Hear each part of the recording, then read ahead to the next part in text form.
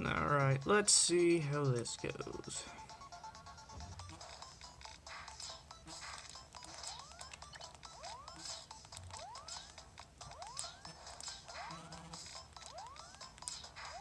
Oh crap. Alright, well. Anyway, on to the origami. Hello again, Internet. This is the Bagel. After a couple weeks of constant failure, I'm finally proud to show off my eventually successful Origami Tetris pieces. This is the little stick Tetrimino. Tetrimino is what the pieces are called. This is the S. Actually, that should be facing that way. This is the T. This one in particular was very hard to design. This is the square. And these are the L's, I guess? I don't know what these are called. But yeah. Took a long time. Sat through my whole spring break trying to design this crap. But eventually I finally got it.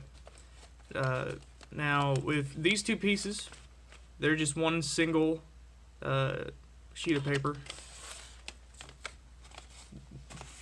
These three take two. You can see they're modular. Same pieces for both of them. And then this one is actually a total of three, which made it quite difficult. And this is actually a very similar piece to that of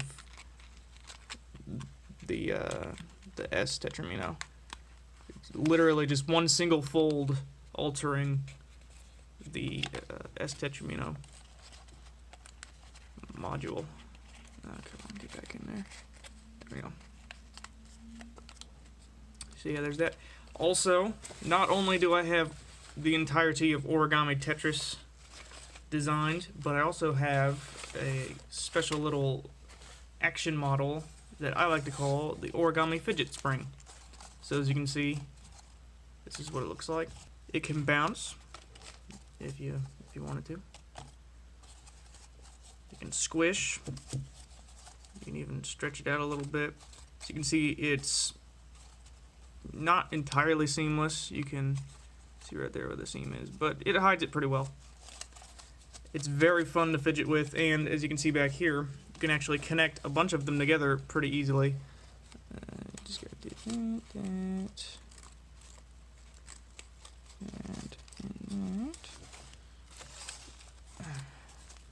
And this is actually 4 altogether.